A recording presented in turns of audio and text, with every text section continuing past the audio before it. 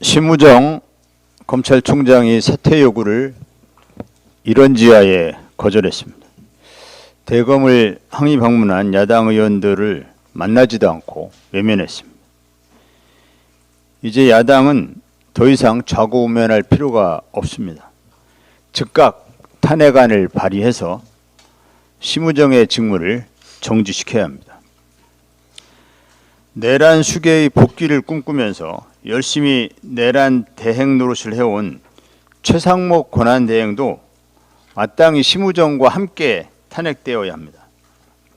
내란 특검의 수차례 거부권을 행사해 수사를 방해하고 국회에서 합의된 헌재 재판관을 내란 세력 눈치를 보느라고 임명하지 않은 것이 결국 저들의 준동을 부추겼습니다. 이미 헌법재판소 앞마당은 내란 준동 세력의 놀이터가 된 지 오래입니다. 이제 야당의 인내는 끝났습니다. 힘겹게 구속시켰던 내란 수괴가 풀려난 마당입니다. 민주당에 제안합니다. 오는 13일 임시회에서 심우정, 최상목 탄핵안을 동시에 처리합시다. 내란 수괴를 고의 내지는 중과실로 풀어준 내란 패거리 행동대장 심우정은 물론 헌재 무력화를 시도한 최상목 내란 대행에게 마땅한 책임을 물어야 합니다. 지금은 조기 대선을 의식한 표 계산을 할 때가 아닙니다. 묵묵히 국민만을 바라보고 가야 합니다. 지금은 국회가 할 수 있는 모든 것을 다 해야 합니다. 그것이 국민들에 대한 국회의 도리일 것입니다. 이상입니다. 네, 다음으로 정춘생 의원 현안 발언이 있겠습니다.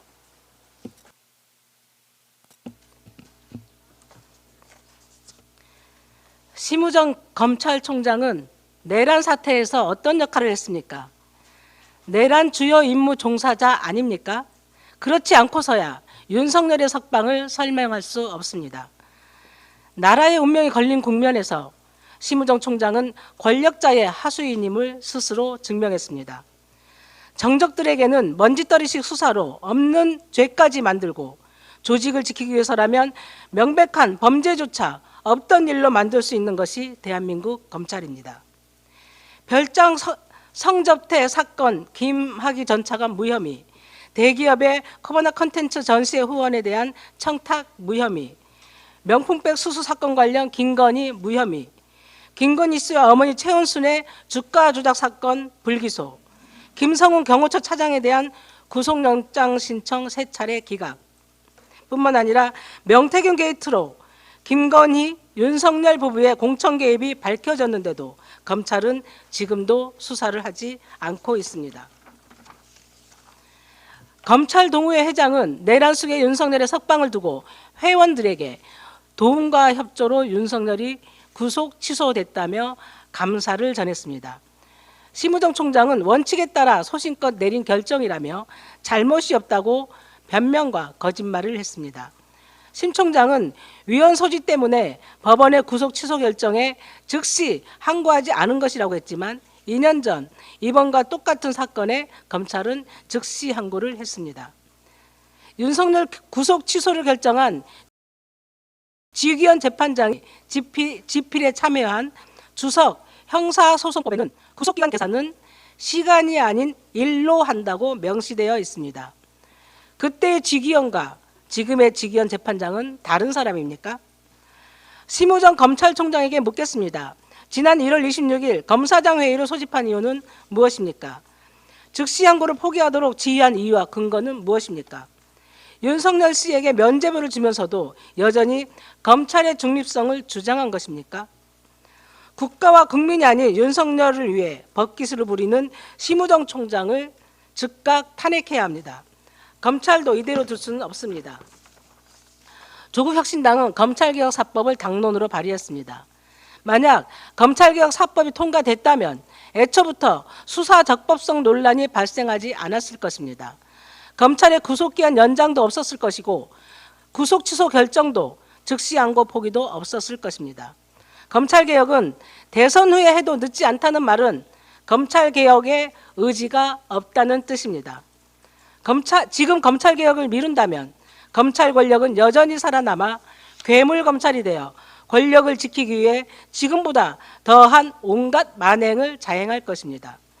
검찰에 대한 국민의 분노가 하늘을 찌르고 있습니다. 군사 독재에 이은 검찰 독재, 그 악몽은 이번으로 끝내야 합니다. 민주당에 거듭 요청드립니다. 검찰개혁 4법을 즉각 처리합시다. 김대중 대통령님의 말씀으로 마무리하겠습니다.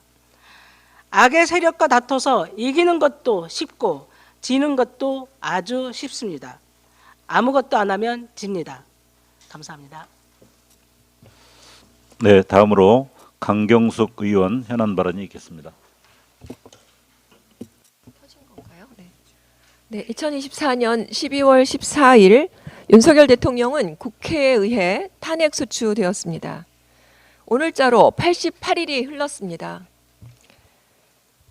12월 3일 밤 집에서 그리고 국회에서 TV와 스마트폰으로 온 국민이 보았듯이 국회에 총을 들고 들어와 창문을 깨부수며 난입한 수백의 군인들을 목격했고, 선관위와 정당의 당사, 여론조사 기관에도 군인들이 들어왔죠. 싹 잡아들여라 라는 말처럼 정치인과 민간인 체포조도 운영되었습니다. 500여 명의 수거 대상 목록도 나왔습니다. 탄핵 소추로 받은 번호는 사건 번호 2024헌 나8입니다. 오늘도 헌재 재판관들은 이 탄핵 소추에 대한 평의를 진행 중입니다. 올 2월 25일 탄핵 심판 변론이 종결된 이후에 14일째입니다. 벌써 2주가 되어갑니다. 노무현 전 대통령 때 14일간 11번, 박근혜 전 대통령 때 11일간 8번 평의를 했으니 충분한 시간입니다. 단순히 시간만 그런 것이 아닙니다. 11차례 변론에 16명의 증인을 불러왔고, 증인 하나하나가 정보기관 수장, 경찰 수장, 군 핵심 관계자였습니다. 국민들도 다 아시듯이 내용상으로도 분명합니다. 먼저 비상계엄이 요건으로 드는 헌법 제77조 제1항을 윤석열은 명확히 어겼습니다. 생각해 보십시오. 12월 3일 전후 상황이 전시, 사변 또는 이에 준하는 국가 비상 사태였습니까? 공공의 안녕 질서를 유지할 필요가 있었던 때였습니까? 비상계엄 선언상의 북한 공산 세력의 위험이니 파렴치한 종북, 반국가 세력도 근거 없는 윤석열만의 주장임을 만천하가 다 압니다. 계엄령 제2조의 계엄 사유가 발생한 경우 국무총리를 거쳐 대통령에게 계엄의 선포를 건의할 수 있다는 규정조차 어겼습니다. 한덕수 전 총리는 전혀 알지 못했고 저를 거치지 않았다라고 진술하지 않았습니까? 다수의 국무위원들도 정식 국무회의가 아니라고 진술했습니다. 계엄 포고령은 또 어떻습니까? 포고령 1호 1조 국회와 지방의회, 정당의 활동과 정치적 결사, 집회, 시위 등의 일체의 정치활동을 금한다는 조항은 헌법과 계엄법 어디에도 부여하지 않은 권한입니다.